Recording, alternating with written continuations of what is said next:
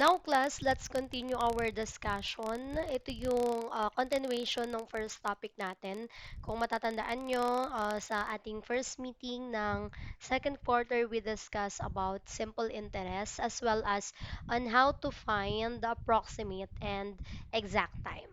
Okay, so here, gagamitin natin yung natutunan natin on how to identify approximate and exact time dito sa formula ng ordinary and exact interest. Okay, let's first define when we say ordinary interest class that is computed in 360 days in a year as the time factor for the denominator. Meaning to say, yung formula natin for simple interest na I is equal to PRT, yung time natin doon ay magiging days basis. Okay, and your denominator is 360 degree kapag ordinary interest po yung pinapakuha. Now, if it is in exact interest, then your denominator is 365. Bakit? An exact number of days in our calendar that is computed in 365. Okay, so here is the formula. For ordinary interest class, ilagay muna natin dito. For ordinary interest, if you are asked to find the ordinary interest, then your formula is same formula in finding the simple interest. So, yung simple interest po natin is I is equal to PRT, while the value of time is equal to the number of days, but your denominator should be 360. Okay? While if you are asked to use the exact interest, okay, then you need to use also the actual time. Okay? So, magiging I is equal to PRT, while the value of time is the number of days over 365 naman po. Ito po yung magiging formula natin. Okay?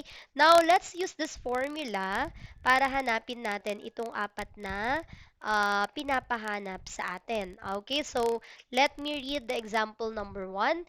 What amount should be paid on August 22, 2015 for a loan of 5,000 made on May 30, 2015 at 10%? Compute for letter A. So we need to use for letter A and letter B, we need to use the formula for ordinary interest. But in letter A, ang gagamitin po nating time is approximate time, while in letter B, the actual time. Okay, letter C and letter D, we will use the formula for exact interest, but in letter C, approximate time, in letter D, actual time naman po. Okay, so ngayon, bago tayo mag-continue sa ating solution, hanapin muna natin yung approximate time and then the actual time. Okay, based doon sa pinag-aralan natin last meeting, so ito po yung process on how to get the approximate time. Okay, and then yung tinatawag natin na actual or exact time. Okay, so hatiin lang natin yung ating board para ma-differentiate natin yung dalawa. Okay, so from here, first, hanapin po muna natin yung approximate time. Okay, rewriting our given number of days. So, dito muna tayo kay May 30, 2015. While yung pangalawa, we have the August 22, 2015. Same year lang naman po yan. For approximate time, you need to write the year, yung months, and then the days. Unahin lang po natin yung most recent. Since ang most recent is August, we need to convert August into a numerical value. So, pang ilan ba siya sa calendar? So, January, February, March, April, May, June, July, August, that is equal to 8. Okay, so therefore, meron tayong 2015, 8, then 22. So, punta naman po tayo sa May. January, February, March, April, May, that is equal to 5. So, 2015, 5, and then 30. Now, let us subtract para makuha po natin yung final number of days. 22 minus 30 cannot be. Bawal po yun. Okay, so we need to borrow 1 month kay 8. So, magiging 7 months na lang po yan. And in approximate time, we assume that 1 month is equivalent to 30 days. So, 30 po yung idadagdag natin dito. Okay, 22 plus 30, we have 52 minus 30, that is equal to 22. Okay, next one. 7 minus 5, we have 2. Then 2015 minus 2015 is 0 na po. Okay, meron tayong 2 months and 22 days, pero ang kailangan kasi natin is yung exact number of days. So, in 1 month, we have 30 days. Eh, may 2 months ka. So, 2 times 30, that is equal to 60. Okay, pero i-plus na rin natin yung 22 para sabay na. Okay, 2 times 30 plus 22 days.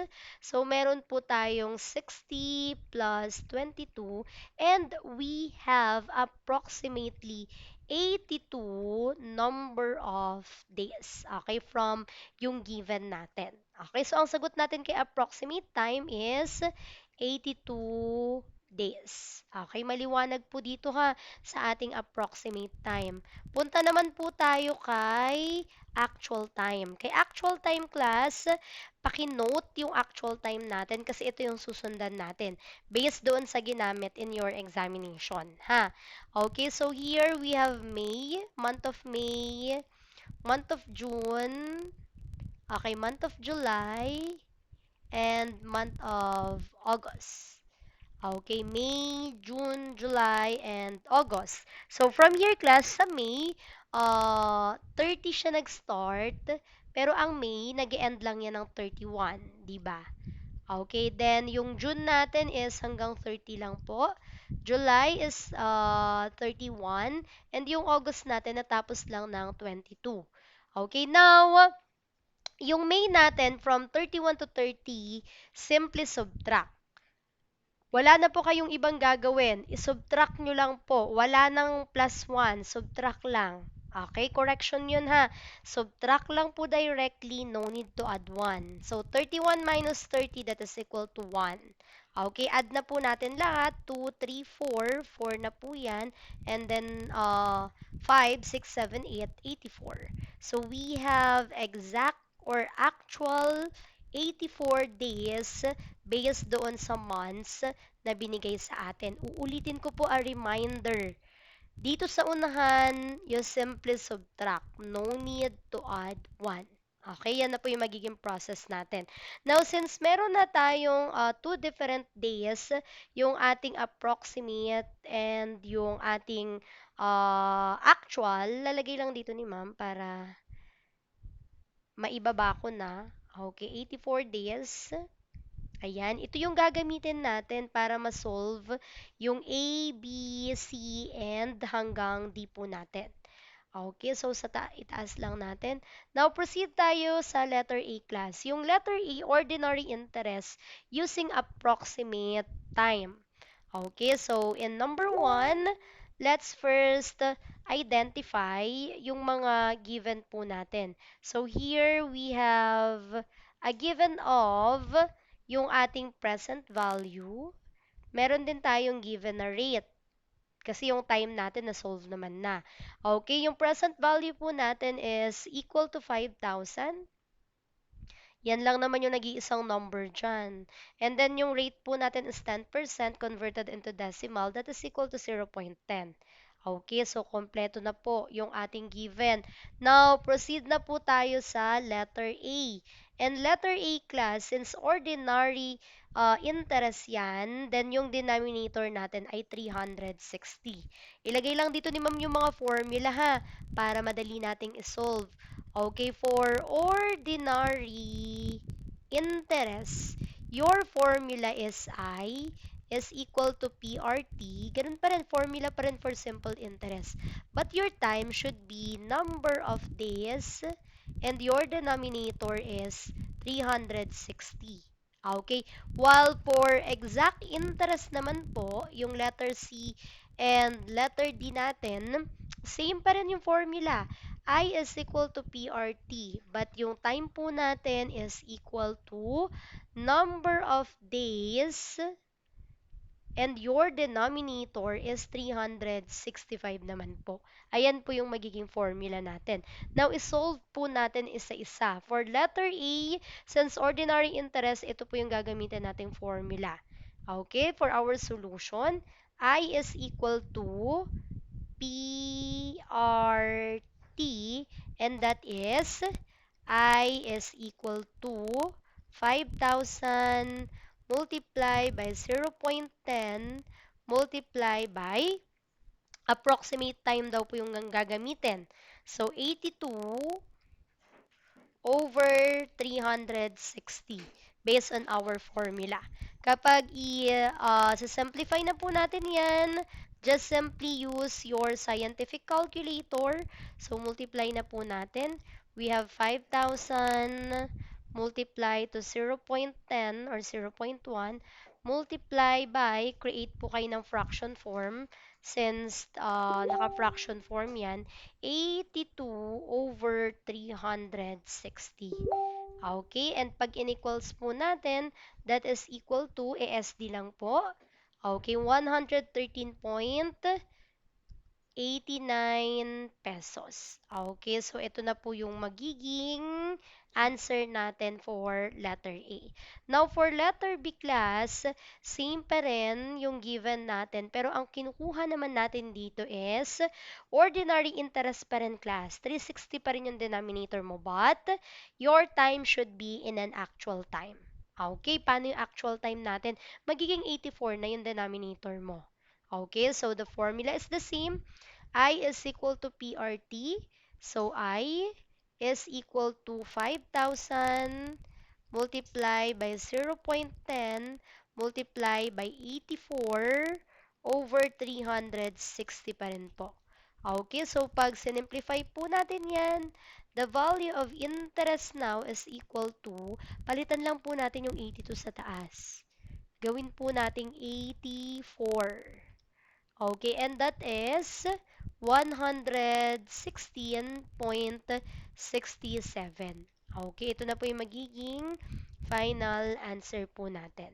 Okay, for letter C class, for letter C, exact interest naman po yung gagamitin nating formula. Meaning to say, ito yon 365 na yung magiging denominator natin. Okay? Pero in letter C, approximate time pa rin naman po yung hahanapin. So, I is equal to PRT. Substitute na natin. I is equal to 5,000 multiply by 0.10 multiply by 82, but the denominator is 365 na. Since ang pinapakuha ay pinapagamit ay exact interest. Okay, so that is I is equal to, type na po natin sa ating scientific calculator. Same pa rin po yung gagamitin natin pero ito ay 365 at yung nasa taas po natin ay 82 na po. Okay, since approximate time. Equals natin, class. The answer is 112.33 pesos. Okay, so ito yung sagot natin for letter C, class. Okay, now for letter D. Letter D is same formula. We have I is equal to PRT, pero ang pinapagamit po sa atin ay exact interest using the actual time. Okay, so that is I is equal to 5,000 multiply by 0.10 multiply by, this one will be 84 and 365 will be your denominator. Okay, so i-equals na po natin. Palitan lang po natin yung ating numerator. Gawin nating 84. Okay, so that is equal to 115.07. And this one, class, will be the final answer. Now, i-differentiate natin yung apat. Okay, though ang kanilang discrepancy ay mga peso lang, ah, in your observation, ano kaya ang ginagamit sa bangko pag nagko-compute sila ng interest? Or yung tinatawag natin na banker's method. Okay, syempre, kung ano yung pinakamataas na interest, yun yung ginagamit nila. Okay, para mas lalong kumita sila. Kahit na ang discrepancy niyan ay peso or cents lang talaga, okay, pero syempre pag mas malaki yung niloan mo, mas malaki na rin yung magiging interest niya. Okay? And as you can observe, dito kay letter B, the ordinary interest using the actual time, yun yung malaking interest. Therefore, class, our bunkers method is okay, so yung bunkers method natin, class, is yung ginagamit na annual charges niya na 360. Okay, katulad ng formula natin in an ordinary interest. Tatandaan nyo ha, when we say bunkers method, yung ating denominator is 360. Okay, so we assume that in 1 year, we have 360 days exactly. Kahit pala nag-assume ka lang. Okay? At yun yung method na ginamit mo. Still, siya pa rin yung may pinakamalaking interest. Kaya siya tinawag na bunkers method. Okay, so gamitin natin class yung ordinary interest and solving uh, an example for a bunkers method. So when we say bankers method, class, a bank or lending institution compute interest charges on annual 360 days basis using the ordinary interest. Kasi doon sa sinolve natin kanina, kapag 360 yung denominator mo, mas malaki yung interest na makukuha. Okay, unlike for the exact interest. Okay, so here, let me read the first example. Suppose Mr. Ilaw borrowed 150,000 at 12% interest on May 10, how much interest will be after 150 days later and the amount needed to be paid? So, dalawa po yung pinapahanap sa atin. The first one is yung interest. Okay, and yung second po natin is yung amount to be paid or the future value or future amount. Okay? So, first, identify po natin yung given natin. So, here we have a principal which is equal to 150,000. Okay, so we also have the rate of interest 12% or 0.12. Okay, and then yung time po natin, we have 150 days and we are asked to find the interest nga. Okay, so based on our solution, let's use our formula for ordinary interest. I is equal to PRT, but our time is number of days over, syempre, 360 kasi nga ito ngayon may pinakamalaking interest charge. Okay? So, substitute na po natin. We have here 150,000 multiply by 0.12 multiply by 150 over 360. Okay, hindi mo na kailangang maghanap dito ng days kung approximate or actual kasi given naman na yung number of days natin. So, I is equal to, compute na po natin yung interest. Okay, so we have 150,000 multiply by 0.12 multiply by, create lang po tayo ng fraction form, 150 over 360. Okay, then close parenthesis lang po natin. It will give us exactly 7,500. Ito po yung interest charge.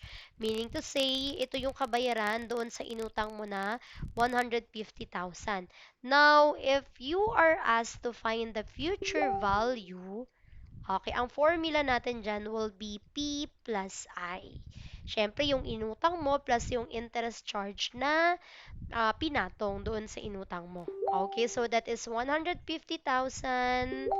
added 7,500 and the future value is exactly equal to 157,500. Okay, so ito yung dalawang hinahanap class, the interest charge and your future value. Okay, so ulitin ko ha. Pag sinabing bankers method, ang ginagamit po natin dyan na basis in time is yung may denominator na 360 days. Kasi siya yung may computation with the highest paid interest. Okay? Siyempre, nagnegosyo ka ng pautang or ng pera or lending. So, ini-aim mo na mas malaki yung interest na makukuha mo. Okay? So, next na po tayo. Next class, we have the compound interest. What do we mean by the word compound interest? Ang pinagkaiba ni compound interest at na simple interest. When we say simple interest, yung first topic natin last meeting, meron ka lang a specific number of years ng pagbabayad. For example, after 2 years, babayaran mo yung ganitong amount. Okay? Isang beses kang umutang, isang beses ka lang ding magbabayad. But in compound interest class, nadagdagan na tayo ng compounding period. Meaning to say, mamimili ka na ngayon. Okay, kung papaano yung paraan ng pagbabayad mo. At mamimili ka lang sa apat. Ano-ano yon? Pwede kang monthly magbayad hanggang matapos mo in a certain period of year. Okay, pwede kang magbayad in a quarterly basis. Pwede ka ring magbayad in a semi-annually basis. Or lastly, pwede kang magbayad in an annually basis. Yun yung pinagkaiba nila. And one good example class of compound interest is kapag kumuha tayo ng certain product. Okay, for example, kumuha ka ng gadget, iPad. Okay, and hindi mo yan kayang bayaran ng cash. So, pwedeng compound by a compound interest. Okay, so may monthly kang binabayaran kung monthly yung pinili mo. O kung yearly naman, then yearly ka rin magbabayad. Okay? So, when we say compound interest, that is an earned interest as is added to the principal, yung inutang, and the sum of treated as a new principal for the calculation of interest for the next period. Okay? Bawat pagbabayad mo, kung monthly man yan, syempre may kasamang interest na yon. Okay? Kung per month ba yan or per quarterly, and so on and so forth. Okay? So here, class, we have another keywords or yung mga definition of terms natin. Number one is the compound amount. When we say compound amount, it is the original amount plus the compound interest. Tandaan nyo ha, ang symbol for po natin for compound amount is capital letter F. Okay, and we call this one as a maturity value. Okay, tinatawag to na maturity value. Okay, tinatawag din po siya as a future value. And lastly, tinatawag siya as a compound amount. Okay, ito yung kanyang iba't ibang tawag. Okay, now compound interest, ito po yung interest. Okay, the difference between the future value and then the present value. Okay, compounding, that is the interest is based on the present balance or of principal. Okay, so here, ito po yung formula natin for future amount or compound amount. Ito siya, compound amount or a maturity value. So, our formula is F is equal to P multiplied by 1 plus R over M raised to N. Okay, where N, kung natatandaan nyo pa, ang formula po natin dyan is M times T. Okay, M is the number of interest period in 1 year and then yung T natin is the time. Okay, so ito po yung mga formula na kailangan natin.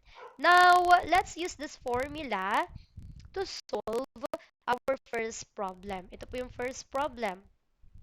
Okay, let me read the first problem. Find the compound amount and the interest if 505,600 is invested at 9% compounded quarterly for 3 years and 3 months. So here, class, first we need to identify the given. Ano ba yung mga given natin? Okay, we have the principal, which is equivalent to 505,600. Okay, meron din po tayong rate na 9%. Convert natin sa decimal si 9%. 9 divided by 100. Gawin yung decimal ha, SD lang po. So, 0.09. 0.09. Okay, next one yung M po natin. Compounded quarterly. Ang quarterly po natin ay 4. Okay, and lastly, yung time natin, So, 3 years and 3 months. So, 3 point, gawin nating decimal yung 3 months. I-divide po natin by 12. So, 3 divided by 12, we have 0.25. Kaya naging 3.25 po yung time natin. Tandaan nyo ha, kapag naka-months yan, just simply divide it into 12 kasi meron tayong 12 months in 1 year. Okay? So, yung n naman po natin, ang n natin, ang formula ay, ito po, m times t. Ang m po natin ay 4 multiply by yung time, which is 3.25. If we multiply the 2, the value of n will become 13. Ito na po yung magiging value ng n natin. Now, let's proceed in our solution. Okay, gamitin po natin yung formula. We have f is equal to, yung p natin, we have 505,600 multiply by 1 plus 0.09 over 4 raised to 13. Okay? So, pag sinimplify na po natin yan, syempre, we need to use a scientific calculator. Class, in your graded recitation this week, as well as your long quiz, kapag wala pong calculator, you are not allowed to take any of the two. Okay? So, ano na natin? Type na natin 505,600 open parenthesis 1 plus, then create a fraction form 0.09 over 4, then right click lang po, close parenthesis, then exponent raised to 13. Okay, then after that, equals na po natin agad. Okay, from there, we get the result as 675,000 196 point, round off po natin into decimal places value, and 0.50 na po yan. And this one class will serve as final answer. Ito na po yung magiging or magsisilbing final answer po natin. Okay? Let's move to our formula number 2. Okay, formula number 2 class is a formula in finding the present value. Siyempre, kung may future value ka, may present value ka rin. Okay, the formula for present value class is P is equal to F multiply by 1 plus R over M raised to negative n. Almost the same lang siya with the formula of future value. Pero dito, yung n mo, yung exponent mo is a negative na. Unlike kay future na positive. Okay, let's use this formula to solve our problem.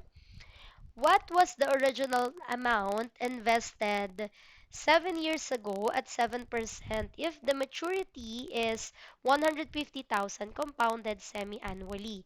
So, dun pa lang sa question, hinahanap na yung original amount. Meaning to say, capital letter P po yung hinahanap natin. Okay? So, take note na natin, take down na natin yung ating mga given here. So, the future amount or maturity value or capital F is equal to 150,000. Okay, while yung time po natin is equal to 7 years, yung rate po natin 7% or 0.07, and then yung M po natin compounded semi-annually, so that is equal to 2. Okay, kunin po muna natin yung N. N, the formula is M times T. M is 2, T is 7. So, 2 times 7, our N is equal to 14. Okay, so kaya-kaya namang isolve ng manually. Okay, now, gamitin na po natin yung formula for us to solve for the present value. So that is P is equal to 150,000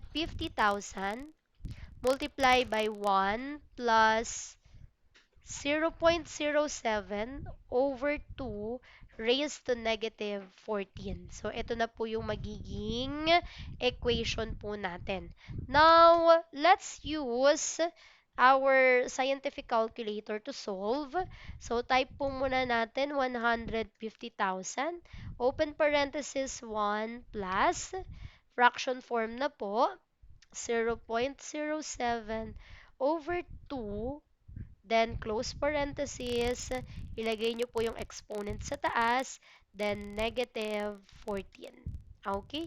Then pag inequals po natin, that is equal to exactly 92,667.27.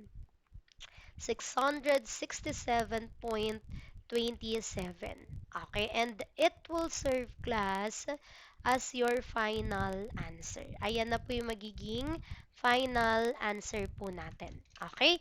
So, next naman po, we have formula for time. Pangatlong formula na natin to ha.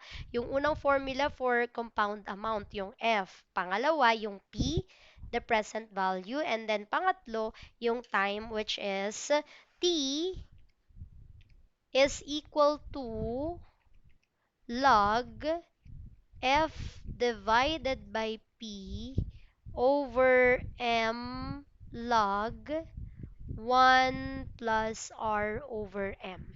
Okay, lahat naman po sa inyong scientific calculator ay may log, di ba? Ito po yun, log.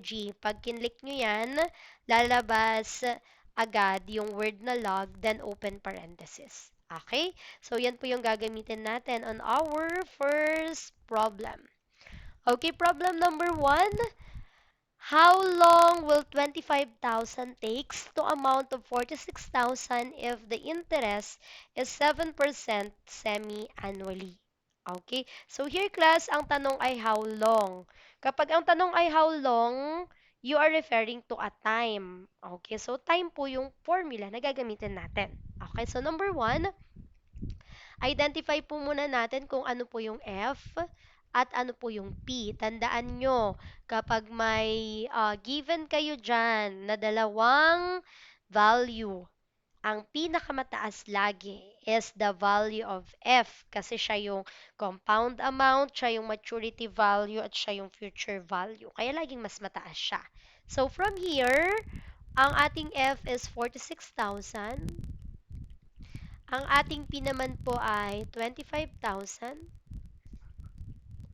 Okay, ang ating R is 0.07 at ang ating M naman po is 2 dahil semi-annually siya. Now, let us solve our given problem. So, time is equal to log 46,000 divided by 25,000 over 2 log quantity of 1 plus 0.07 over 2. Ganyan po class yung pagpaprocess natin. Okay, now, i-type na natin yan sa ating scientific calculator. Bigyan ko kayo ng step-by-step process on how to type. Step number 1, you need to click a fraction form. Okay, then second one, click log. May automatic open parenthesis na siya. Insert nyo na lang yung 46,000 divided by 25,000. Then close parenthesis, arrow down. Write 2. Then click nyo na agad yung log. 1 plus, insert nyo yung fraction form. 0.07 over 2. Then close parenthesis. Okay, then equals lang po natin. We get 8.86 years. Siyempre, time yan. So, ang inyong unit will be years. So, 8.86 years will be your final answer. Ito na po yung magiging final answer natin. Wala nang iba. Okay? So, aside from formula for time, meron din po tayong formula in finding the rate. Okay, ito po yung formula natin sa paghahanap ng rate class. So, ano yung formula natin? For rate class, that is M multiply by the nth root of F divided by P minus 1.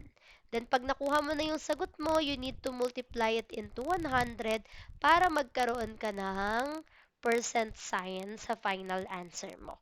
Kapag may percent sign ka na, doon ka lang class magra-round off into decimal places value. Tandaan nyo ha, kapag rate po yung pinapakuha, laging dapat minumultiply sa 100 para magkaroon yan ng percent sign. Okay?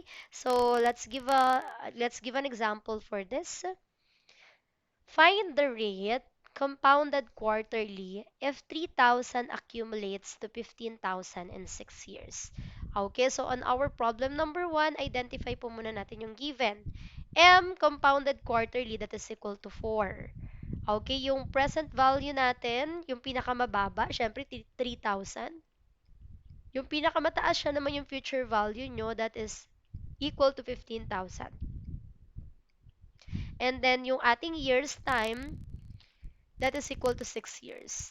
Okay, so dito kailangan natin ng value ng n. Alam naman natin yung n, ang formula niya ay m times t. So m is 4, t is 6, so n will be equal to 24. Kompleto na yung ating given. Let's move to our solution. Okay, based on our solution, r is equal to m is 4 multiply by the 24th root of 15,000 divided by 3,000. Okay, minus 1. Tandaan nyo class yung minus 1, wala yan sa loob ng radicals nyo ha. Bawal yan ilagay sa loob ng radicals, mag-iiba po yung sagot. Okay, so here, ganito po mag-type. Pakisundan si ma'am step by step. First, type 4. Then, open parenthesis. Okay, para ma-insert nyo yung radical na may box, shift po muna. Tapos, itong may radical na may box sa taas, ito po yung i-click natin. Yun. Lumabas na yung may box sa taas. Lagyan nyo lang po ng 24. And then, arrow down para makapunta doon sa loob ng radical. Pag nasa loob ka na ng radical class, i-insert mo yung fraction form. Okay ha, insert muna yung fraction form bago mag-type ng number. Then 15,000, arrow down 3,000. Okay, ngayon, para hindi masama yung negative 1 sa loob ng radical, you need to click arrow to the right. Ito yung arrow to the right natin, twice. Okay, so 1, 2, naandyan na siya, minus 1, then close parenthesis. Okay, ganyan na po yung magiging itsura niya. Then, equals lang po natin, we will get 0.2774381,793. Pero hindi pa nga tapos dito. Kasi nga, di ba sabi dito, kailangan mo pa siyang i-multiply into 100 para magkaroon ka ng percent sign. So, i-multiply na po natin into 100. We will get exactly 27.74%. At ito na po yung magiging final answer po natin. Tatandaan nyo ha, kapag rate ang pinag-uusapan, your final answer should be in a percent form or kailangan may percent sign po yan. Okay? Maliwanag po ba? Okay, so here class, i-discuss muna natin yung two types of rate natin. We have the nominal rate and then the effective rate. Anong pinagkaiba ng nominal rate at effective rate? Itong dalawang type of rate na to class, madali lang siyang isolve. Kasi laging dalawa lang naman yung given dyan. Okay, unang given is yung compounding period, yung M. At yung pangalawang given naman is yung rate mo, which is yung naka-percent form. Laging ganyan lang, dalawang given lang sila. Okay, so nominal rate class is denoted by a symbol of J. And effective rate is denoted by a symbol of small letter e. Pag sinabi nating nominal rate, it is defined as the annual interest rate.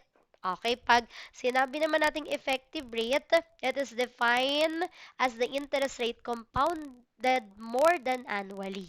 Kung kay nominal, annually lang talaga. Kay effective, more than annually po siya. And this is the formula for nominal and effective rate. For nominal rate class, we have J is equal to M multiply by the quantity of 1 plus R raised to 1 over M minus 1. Ito po yung formula niya. For the effective rate, we have a quantity of 1 plus R over M raised to M minus 1. Okay, so yan yung dalawang formula natin. Now, let's use this given to solve for example number 1. Okay, example number 1. If the interest is compounded quarterly, find the nominal rate if the effective rate is 5%. Okay, lagi yung dalawa lang yung given. O yung M mo compounded quarterly, 4 lang po yan. Yung R natin 5%, so 0.5. Now, ang hinahanap ay nominal. So, solve for nominal, yung J po natin. Okay, J is equal to 4 multiply by 1 plus 0.05, nagkulang ng 0.05 kasi nga 5%, raised to 1 over 4 minus 1. Okay, ganito po yung magiging itsura ng ating given problem.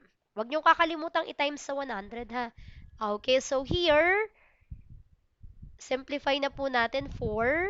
Then, gawa ka lang ng dalawang open parenthesis 1 plus gawa ka ng 0.05 close parenthesis exponent then fraction form. Okay? 1 over 4 then minus 1, siguraduhin nyo lang na yung minus 1 ay nasa baba na ha. Lagi lang kayong mag-press to the right. Okay, then close parenthesis, you have 0.049 and so on and so forth. Since rate yan, nominal rate, i-times natin sa 100. Okay, and that is 4.91 as your final answer. Ayan na po yung magiging value ng nominal rate po natin. Okay, pakita lang natin. Ayan, 4.91 na po siya. Okay, let's move to example number 2. Nominal rate pa rin po yung kinahanap. The nominal rate compounded monthly, so yung M natin ay 12. If the effective rate is 8.5. So yung 8.5, i-divide po muna natin into 100 para makuha natin yung decimal value niya. So that is 0.085. So 0.085. Okay, gawin na po natin. We have J is equal to 12 multiplied by the quantity of 1 plus 0.085 raised to 1 over 12 minus 1. Okay, then simply type this one in our scientific calculator. We have 12 double open parenthesis 1 plus 0.085 close parenthesis. Gawa po tayo ng exponent, then a fraction on it. So 1 over 12, then arrow down, minus 1, close parenthesis. Okay, close parenthesis po natin. Ayan. So, from here, pag in-equals po natin, we will get a decimal value. Then, i-multiply po muna natin sa 100 since rate yan. Then, we will get 8.19. Okay, kung round off natin in hundreds. So, kailangan, syempre, may percent sign ka. So, 8 point, ayan, nakalimutan ni Ma'am lagyan ng percent sign. So, 8.19% po tayo. Okay? So, next naman po tayo on our problem number 3. Ayan, 8.19. On our problem number 3 class, find the effective rate. So, letter E naman po yung hinahanap. Okay, find the effective rate uh, of interest of 12%. So, yung R natin ay 12%, 0.12. Compounded semi-annually. So, yung M mo ay 2 since annually siya. So, move na tayo sa solution. E is equal to, okay, the quantity of 1 plus 0.12 over 2 raised to 2 minus 1. Kapag may bracket ka, dalawang parenthesis po yung equivalent nun. Okay, so magdadalawang parenthesis tayo. Tapos 1 plus, gawa ka ulit ng fraction form, 0.12 over 2, then close parenthesis. Gawa ka po ng exponent, type 2, then arrow to the right ng isang beses, minus 1, then close parenthesis. Okay, pag inequals po natin, we will get 0.1236. Multiply it by 100 since rate po yung hinahanap, then we will get 12.36. And don't forget to write its unit, which is the percent sign. 12.36%, this one class will be your final answer for effective rate. Okay, so sana maliwanag po yung naging discussion natin today. This topic class is included in your long quiz as well as on your graded recitation. Okay, for your assignment, kindly answer this activity. No need to write the question. Ang ilalagay nyo lang po ay given, okay, solution, and then final answer. Sa number one class, ang hinahanap po rito ay simple interest.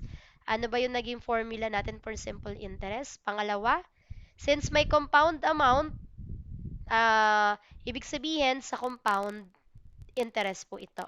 Okay? So, number 3, ganun din, compounded. May word na compounded. So, compound interest din po siya. Number 4, you need to identify the approximate time and then the actual time. Reminder class, sa actual time, i-subtract nyo na lang. No need to add 1. Okay? And then, sa number 5, syempre, hanapin nyo muna yung uh, approximate time and then the actual time para mahanap nyo yung letter A, letter B, letter C, and letter D. Okay? So again, class, no need to copy. Just simply write the given, the formula, substitution, and your final answer.